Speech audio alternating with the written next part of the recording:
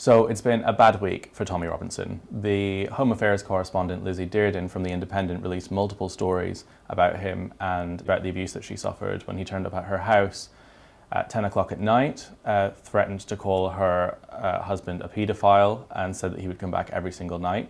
And this has started a huge conversation online about the type of abuse that people have been on the receiving end from Tommy over the last few years. There's people who've been speaking out about it for the first time in the last couple of days. And one of the most shocking cases of this is something that happened in 2018 to Ali Dawah, who joins me here today. What was your first communication with Tommy? Firstly, I want to thank you for having me here. I saw you last time a year ago. So the thing is with specifically Tommy Robinson, I used to come across him on YouTube. So social media, you know, especially with the far right and Britain First, going to specific Muslim communities and bullying individuals, things, oh, your book says this, your book says that, and you know, these people don't really know what's going on, you know. So I found that a bit irritating because I was like, okay, that's not really fair. And me, I don't like injustice done to anybody. I don't care if it's a Muslim or a non-Muslim. So I was keep watching these videos and I felt really irritated. I was like, come on, you know, if we're gonna have a dialogue, let's have a discussion, you know. And I think I tweeted him on Twitter, Tommy Robinson, and I said, look, let's have a dialogue. You know, you claim you're very confident, you know, that there are these 109 verses in the Quran that says, kill the infidel wherever you find them. I said, no problem, you know, let's meet and let's talk about these specific verses. And it's when he said that there was an attack in Manchester, the attack that happened in Manchester by one of these ISIS guys. And I'd done a separate video of Drake. So Drake he was in a concert and he said to somebody, take your scarf off. So I think he was talking to a Muslim girl in the crowd who has a hijab on. And I thought that's a bit disrespectful. So I'd done a video to Drake saying that, you know, basically that's wrong, you know, and etc. So he picked it up and merged the two. Yeah, and I was like, wow. So I said to the Muslim audience, guys, you shouldn't be going to these concerts anyways, yeah? Because there's all kind of things that are not permissible in Islam. So he got that and he said, look, he was warning people to not go to this certain event because he knew that some kind of attack was going to happen. So he merged the Manchester attack with the whole Drake thing, yeah? And he was calling me a jihadi. And I was like, what the hell? Like how could you slander me like that? Because the thing is, you're putting my life in danger now. You know, you've got a maniac crowd that's watching you, the far right, and we know what they could do. Now you're putting my life in danger. So I actually called Met Police. Stating, and I think I heard you say, is it Jihadi Ali Dawah? Yeah, is that right? Yes, he's claimed. Well, this has caused people to think you were involved in the Manchester bombing, yeah? Yes, and I will shoot this filthy mix if I ever had the chance. Yeah, they should be with you within the hour, okay? Right, okay. Because you're getting serious threats. So yeah, it just started from there, really. Yeah. And then this all led up to Yeah. May 2018, which was Day for Freedom, which is where Yes. Tommy Yeah. and loads of other people from the international far right all Yeah. spoke on stage. Yeah. It was a huge crowd.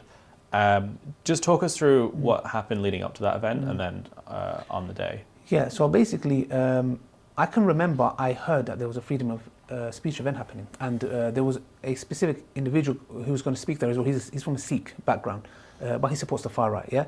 And the Sikh community have kind of said to him, look, we've got enough to do with him. However, when I heard as a Sikh he's going to be there, and I think I heard statements of, you know, it's open to everyone. I thought, that's good, you know, if it's open to everyone, I'm sure it's open to a Muslim as well, you know. And I thought, you know, I treated it a bit of like a social experiment, because I do social experiments every now and then. So I thought, let's see. Would they let me talk? Yeah. So I think I got in contact with what's her name? Lucy? Lucy. I got in contact with Lucy. Caolan, George, Lucy, can you come up here?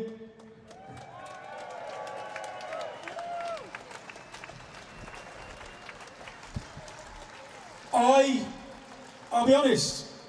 You see all this? You see the organisation for all this? The videos.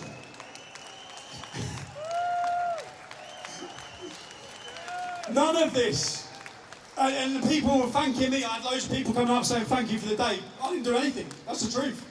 They done it all. And I said, look, can I come? And then she was like, oh, that's a great idea. And I think she spoke to George, and then they were saying, we'll confirm. But they said, why not? Yeah, because I think you guys genuinely believed what you had principles. You believed in the freedom of speech. So I thought I need to make a speech. Yeah, and I'm not really good at, like, I do a lot of YouTube videos. Yeah, but like speaking where hundreds of people looking at you, it's not the same. Yeah, so I thought, okay, let me get the speech ready. So I called Mohammed Hijab, and we went to an internet cafe near his house, and then we were just putting this together, and then we wrote it all down. And I thought, like, to me, I was like, oh man, this is gonna be, it's nerve-wracking, isn't it? So I thought, anyways, we'll go. And I thought, you know, we're being invited. If we was not being invited, it's wrong for us to go there because it's a hostile environment. You know, it's silly to go there and just, you know, provoke. Like, even though us being there might provoke people, but we was invited. So if we're invited, and I'm on the list, you know, and there were some YouTube videos by some other people where my name was on the list, and I was like, bro, that's official. So me and Hijab, we walk. We went through the other side, and then we walked past. It was calm. I thought, you know, just walking past the crowd, we would have not make it alive to the other side, but it was okay. Some people were like, oh, that's Ali Dawah. Oh, yeah. And I was like, yeah, I'm talking, and I was like, okay, I just ignored him. I just walked on, and then one of the security came and he's like, Ali, what are you doing here? I was like, what do you want I'm doing? I'm invited. You know, it's like being invited to a party and someone telling you what you're doing here. And I said, I'm going to speak. They're like, no, you're not. Wait, Ali, you're not talking today. You're not talking, are you? I spoke to Tommy. Tommy don't know nothing about it, okay? What's that? I was like, yes, I am. And then you got someone else saying, I think Lucy was there. Lucy was like, no, he is. And they're just talking to each other. And I started to realize there's an infight happening. You know, there's a definite infight happening. So they said, wait here. Now, when you're making us wait behind the barriers, that's dangerous to us because we want to be at least in the barriers, yeah? And there's security, even though those security might be with the same people who attacked us rather than protect us. So they said, wait here. We said, okay, we'll wait here. And then we're waiting, and we're not hearing nothing. From there onwards, I realized that basically, as far as I know, Tommy was told that basically, this was told to me directly, that if you let him speak, he's not going to leave that stage. Meaning he's going to go up, but he's not going to come down, yeah? And they said to him basically, you're not allowed to do that. So Tommy, obviously knowing, he had to throw people under the bus. And you can see that they were just, you know, hostile. Everyone was hostile. We was having debates left, right, centre. You've been fucking brainwashed. You've all been fucking brainwashed, right? There's no such thing as fucking religion to me or thief. Because I was invited by Lucy and organisers. Come on, you're not wanted Ali around here. Come on. They didn't like it, you know, when things were turned back on them, because I was saying, look, you're calling me a paedophile, yeah? I'm so sorry, like, I'm not trying to be generalised here, but I said most paedophiles look like you, you know, I'm so sorry, middle-aged white men, I'm not saying all of them, but I said, if you're going to use that on me, and then they didn't like that, so it was getting hostile, and yeah, and then from there onwards, what we saw was that basically I'm not allowed to come in. Now, that's well and good, but now when you're crowded, they're surrounding us, yeah, these thugs, they're drunk, they're shouting abuse, they're swearing. Now, how are you going to get out? You can't get out of there. You know, you go, they're going to follow you. So yeah, they were just swearing at us, and Lucy just said to us, look, when I say 3, 2, 1, just go. Like, basically, you follow the security guard and just go. And I said, okay. I told the same to Hijab, and that's exactly what we did. But what I didn't realize is that as we're going, I'm thinking, okay, Hijab's behind me and we're going together. Like, we're just getting out of here. I didn't know that the attack happened behind me because everyone's shouting anyways. So I went to the other side of the stage, and Hijab was being attacked on this side.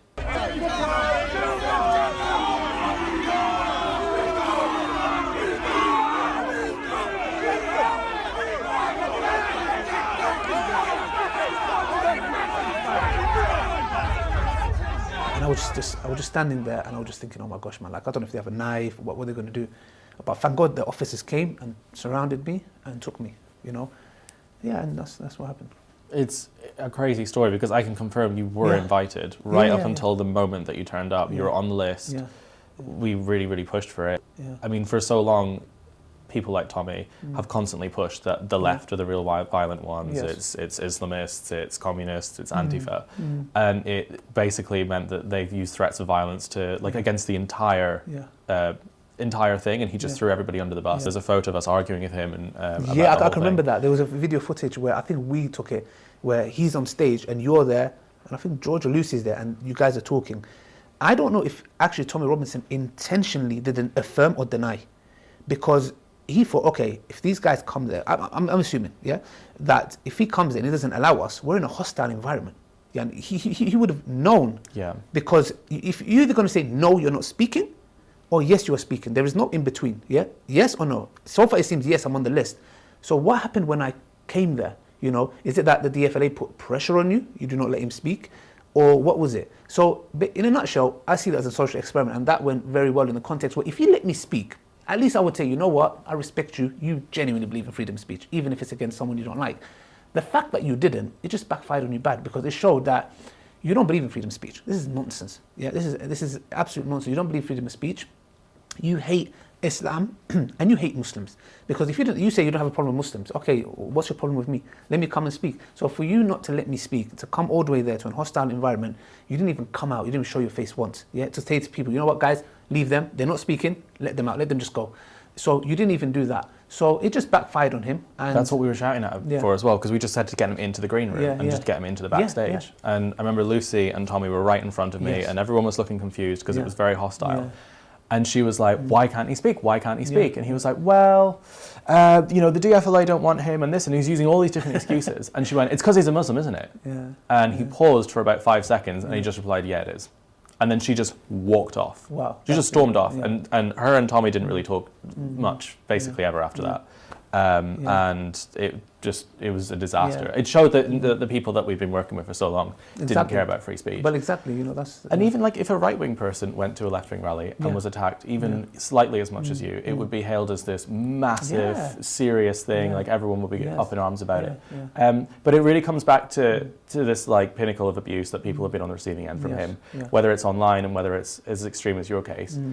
What sort of materialised after that? Was there a huge amount of abuse online towards you? What sort of came about? Well, the thing is, what happened is that whole thing really backfired on him. So we got contact with, got in contact by Russia Today and BBC. So with that really backfired on him in a really bad way. So not letting me speak, it just shows what your agenda is about. And that's exactly what I wanted from Tommy Robertson, in the context where I know he doesn't care about freedom of speech. I do not believe that he believes in this, you know. If he genuinely cared about individuals, people, you know, he would not be repeating the same nonsense and the same lies, because these come at a cost. We need to understand that there's a very thin line between freedom of speech and hate speech, you know.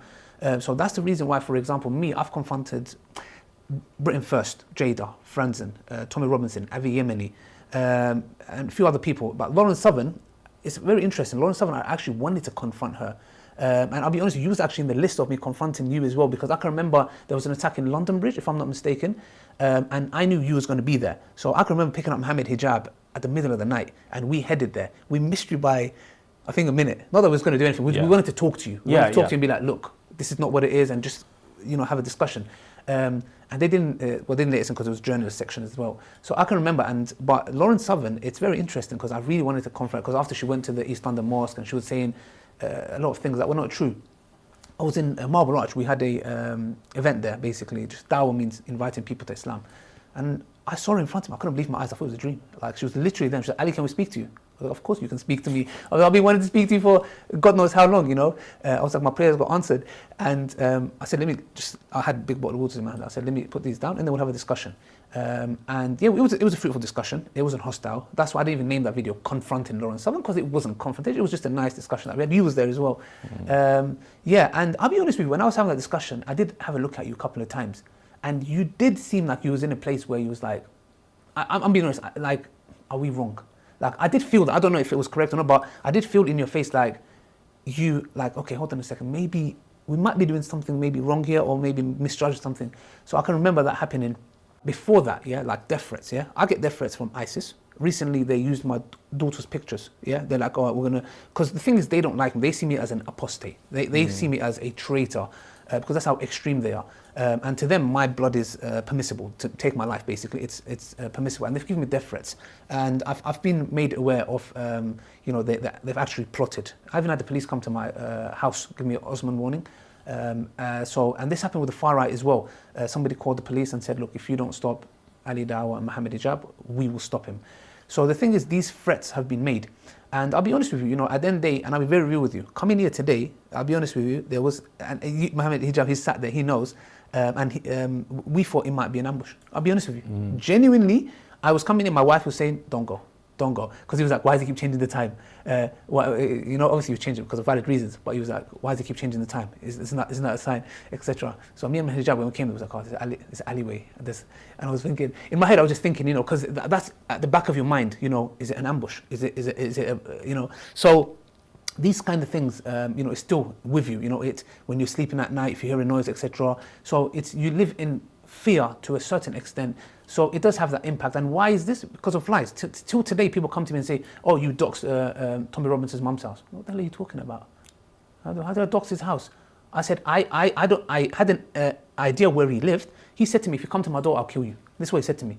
Because of his kids and his wife, who are innocent, I would never do that, out of respect. But look how he says, if you come to my door, I'll kill you. But he's the same guy who goes to all the journalists' doors, goes to all the people and blackmails them, knocks on their doors, speaking through the letterbox, shouting and screaming. And recently you told me this lady from the Telegraph. Independent. He actually, what happened? He went to the house? Oh, it was horrific. He turned up at our house at 10:10 at night, shone high beams from his his car straight into all the windows and all her neighbours, was shouting, and then he was threatening to accuse her husband of being a paedophile, which is of course completely untrue. And said that he would come back every single night until the story was stopped. This is because she reached out to him for comment on the story that broke this week, to try and stop the story. Just to stop the story? Yep. But it's about freedom of speech, no? No.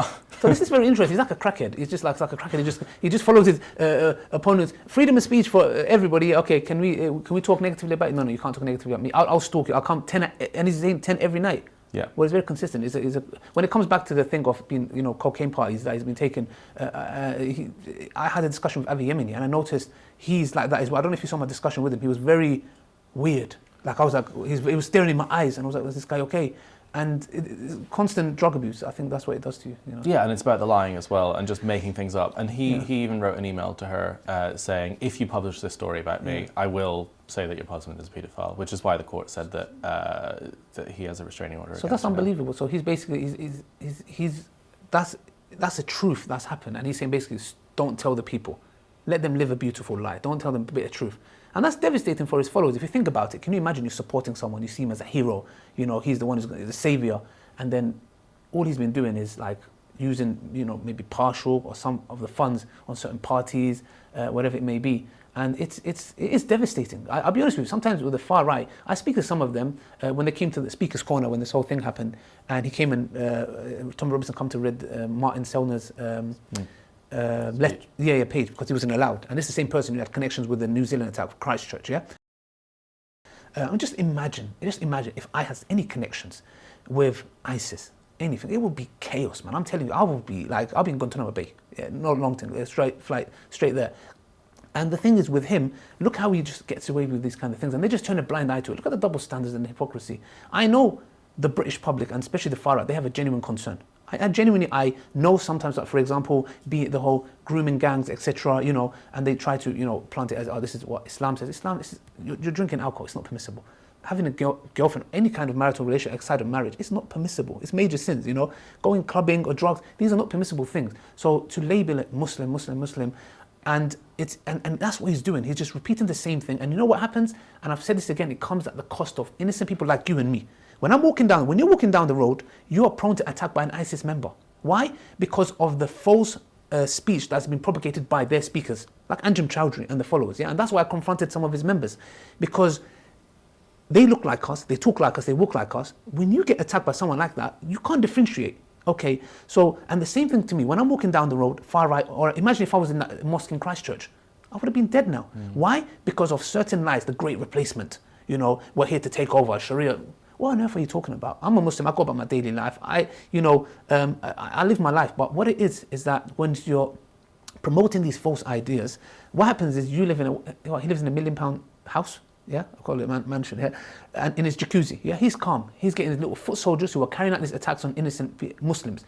And the same with ISIS. They do the same thing in their comfy houses, sipping their tea, while their foot soldiers are running innocent non-Muslims while they're going to work to provide for their family. It's heartbreaking. And that's one of the reasons I confronted Tommy Robinson. Just to bring it back to the Lizzie story, so that came out on Friday as the final piece of a streams of exposés about him, and it was about her own harassment, and it blew up. It's got thousands and thousands of likes. He was trending, and everyone was talking about Tommy Robinson and abuse of journalists and people online. How does it feel seeing that now that it's really coming out on this scale, and now that it's really sparking a conversation? It's good, because you know what? It shows their reality. It shows what they're really about. At least the people that follow him and believe in him can say, hold on a second, was this really out of genuine concern, or was this out of genuine concern for the pocket? So and that's what you see. It's good that I can finally say, you know what I believed about you proved it to me yourself, Tommy. You proved it to me, because I would have think sometimes, you know what, maybe he might have a genuine concern, etc.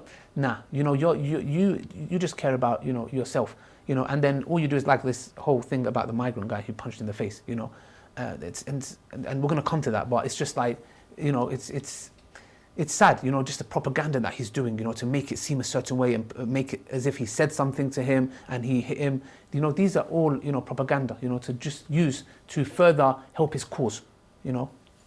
Well, thank you so much for talking about all of this. Thank you, it's a pleasure. No, and also just between like us as well and now, like, I'm so sorry that I was involved in this sort of stuff, and that the way that you're talking about it today as well, that you were even nervous coming here, and that you're still nervous doing certain things, and the way that affected you, just being part of that as well is super, okay. and it's amazing that you're speaking out about it now, even more than before. So no, thank you. You did a great job as well.